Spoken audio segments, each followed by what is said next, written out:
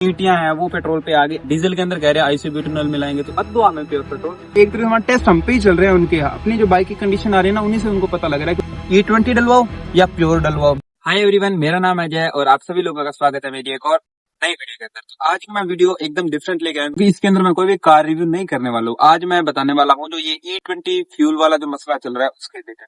तो सबसे पहले मैं बता देता हूँ, ये जो बाइक है वो E20 के लिए कैपेबल नहीं है, ये 2016 मॉडल स्प्लेंडर है। तो इसके अंदर मेरे को दिक्कत आ रही है E20 के रिलेटेड। मैं ऐसे नहीं कह रहा दिक्कत नहीं आ रही, दिक्कत क्या आ रही है मैं बताता हूँ। सबसे पहले मेरे को माइलेज ड्रॉप मिल रही है, दूसरा इंजन की नॉकिंग, तीसरा ये मिसिंग बहुत कर रही है, चौथा स्पीड नहीं मिल रही है, वो पावर फील नहीं हो रही है, और पांचवा और लास्ट जो ये E20 फ्यूल है वो इसके जो रबरिंग है, इसके जो इंजेक्टर्स हैं उसके अंदर कहीं ना कहीं प्रॉब्लम क्रिएट कर रहे हैं, जिससे कारण बाइक के इंजन को भी काफी ज्यादा नुकसान हो रहा है। तो उन सब का मैं आपको लाइव प्रैक्टिकल के साथ ये सब चीज दिखाऊंगा कि हाँ ये यहाँ पर दिक्कत रह रही है।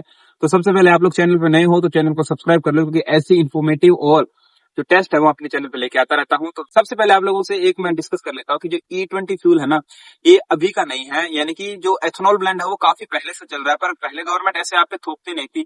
5% ब्लेंड जो है वो 2003 से टेस्ट करना शुरू हो चुका था। कई जो अपने स्टेट थे या कई केंद्र शासित प्रदेश जो थे उनके अंदर वो सब चीजें शुरू हो गई होगी, अगर किसी भाई को पता हो तो। उसके बाद में धीरे धीरे करके ये ब्लेंड जो है वो E10 पे गया, और E10 पे आने के अंदर कितना साल लगा, 2000 एक तरह 19 से 21 के बीच में जो साइकिल था ना, या 22 के बीच में तक जो साइकिल था, तब तक E10 ब्लेंड आया था। और 2016 की बाइक थी ना उन पे टेस्ट चल रहे थे, पर उन पब्लिक को नहीं दिए जाते। एक तरीके से मान लो ये जो मेरे पास बाइक खड़ी है ना, ये E5 और E10 तक का ब्लेंड होना उसको एक तरीके से सहन कर लेगी, उसको कोई ज्यादा दिक्कत नहीं आएगी। पर अब जो ब्लेंड आ रहा है ना वो ब्लेंड आ रहा है E20, उसको ये सहन नहीं कर सकती। एक तरीके से मानो E5 से E10 तक आने के अंदर कम से कम गवर्नमेंट ने 10 से 15 साल ही आरामदायक, आप नॉर्मली मान के चलोगे ना तो 10 साल तो कहीं नहीं गए, 10-15 साल तो। पर जो E20 पे शिफ्ट हुआ ना, E10 से E20 जस्ट 2 या 3 साल के अंदर डायरेक्ट शिफ्ट हो गए। उनपे एक तरीके से हमारे टेस्ट हम पे ही चल रहे हैं उनके यहाँ, अपनी जो बाइक की कंडीशन आ रही है ना उन्हीं से उनको पता लग रहा है, क्योंकि हर बाइक E20 के लिए कैपेबल नहीं है। अगर कोई बंदा 2018-19 के अंदर बाइक ले रहा है या कार ले रहा है, वो अचानक से ऐसा नहीं हो सकता। 15 साल 20 साल के लिए उसने गाड़ी ली, वो अचानक से नहीं शिफ्ट कर सकता, तो उसको दिक्कत आएगी ही आएगी। तो इसी कारण जो है अपनी बाइक्स जो है या अपनी कार जो है उनके अंदर दिक्कत आ रही है। तो आपको सबसे पहले मैं इसकी दिक्कत दिखाता हूँ। मैं इग्निशन ऑन किया और अब आप इसकी इंजन की साउंड चेक करना। सबसे पहले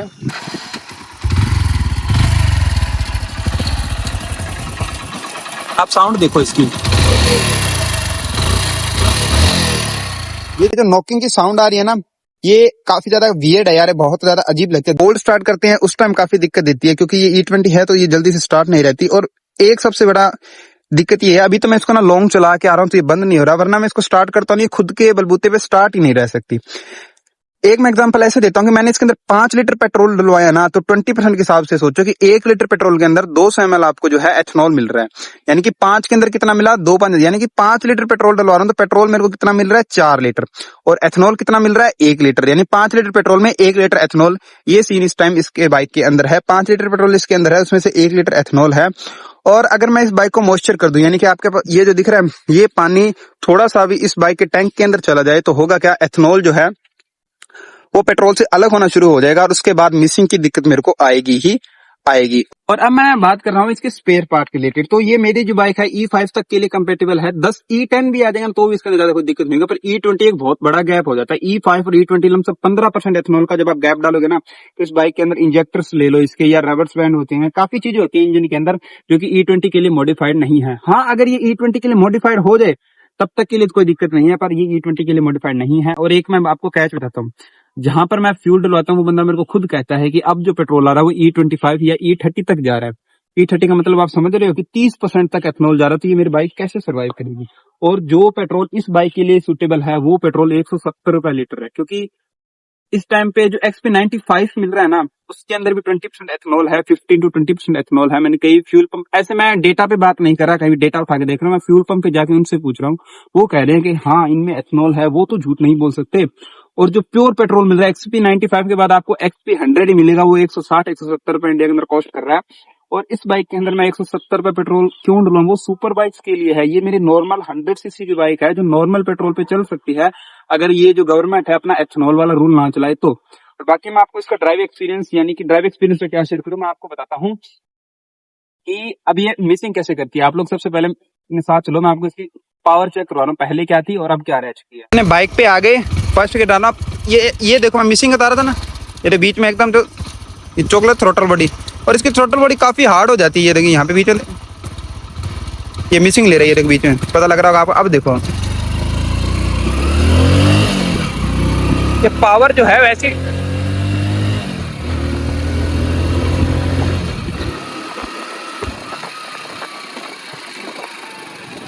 ये आप लोगों ने देखा, ये क्या कर रहा है, वो पावर नहीं दे रहा है और बीच में हल्की हल्की मिसिंग ले रहा है। आप लोगों को तो वैसे फील हो रहा होगा, जिस बंदे को प्रॉपर बाइक चलाता है उसको पता लग रहा है कि बीच बीच में ना हल्की हल्की मिसिंग मार रही है। मैं आप लोगों को बताता हूँ इसके माइलेज के रिलेटेड जो इशू आते हैं। मेरी 2016 के अंदर जब हम लोगों ने ये बाइक ली थी, मैं अराउंड 18, 19, 20 के आसपास बाइक चलाना सीखा था। उस टाइम पे मैं बाइक जब चलाया करता था तो ये मेरी बाइक जो थी वो 55-60 की एवरेज आराम से दिया करती थी, और अगर नॉर्मल स्पीड पे चलता था तो ये मेरे को 60-65 की एवरेज आंख बंद करके दे दिया करती थी।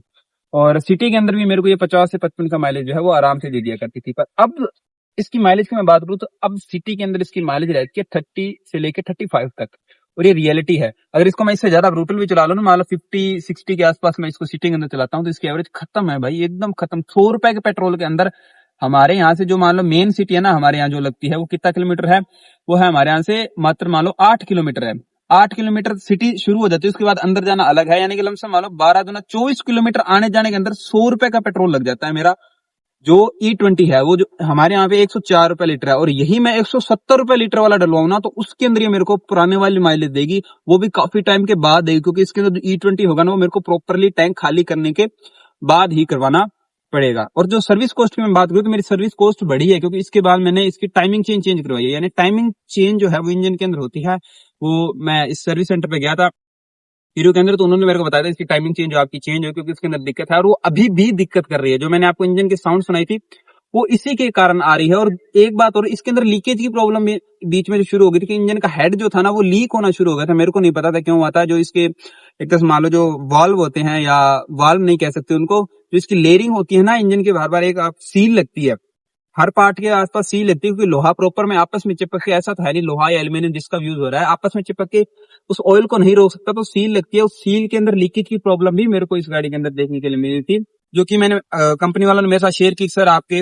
जो बाइक है उसके अंदर लीकेज की प्रॉब्लम भी है, वो भी मैंने इसकी सही करवाई थी और ये मेरे को दिक्कत देना शुरू हो चुकी है। वो सेम दिक्कत, यानी इंजन में से नॉइस आना, मिसिंग करना, माइलेज ड्रॉपेज होना, 3 प्रॉब्लम मैंने आपको अब तक इसकी बता दी है। उसके बाद में लास्ट एंड फाइनल में बताता हूँ कि मेरे बाइक के अंदर जो जंग लगने वाली बात कह रहे हैं ना, कि जंग लग गई या कीड़ियां जो चींटियां हैं वो पेट्रोल पे आ गई, ऐसा कुछ अभी तक मेरे साथ सीन नहीं हुआ है, क्योंकि मेरा पेट्रोल टैंक अभी तक साफ पड़ा है। और मैं इसके अंदर ज्यादातर XP95 डलवाता हूँ, जो E20 वाला होता है, यानी ज्यादातर उसमें बगैर 20% एथेनॉल आ रहा है। मैंने जो सुना हो सकता है उसमें 15% आता हो। मैंने फर्स्ट टाइम इसके अंदर 500 रुपए का मान लो एक तरीके से 4.5 लीटर के आसपास पेट्रोल आया था, 4.5 या 5 लीटर के आसपास, इतना मान लो इसी गैप के अंदर आया था, 4 से 5 के बीच में मैंने नॉर्मल पेट्रोल डलवाया था। अभी इसके अंदर नॉर्मल पेट्रोल है जो अपने गवर्नमेंट दे रही है 104 रुपए लीटर के हिसाब से। इतना वाहियात पेट्रोल है भाई वो, कि इस बाइक के अंदर नॉकिंग जो इशू थे ना उससे डबल इशू आ चुके हैं। अब इसके अलावा मेरे पास लास्ट ऑप्शन बचता है कि हम E20 कैपेबल बाइक ले लें। तो ये बाइक तो सबसे पहले पुरानी हो चुकी है, लमसम 10 साल हो चुकी है, पर इस बाइक के अंदर अभी तक फ्यूल को छोड़ के और कोई दिक्कत नहीं आई है।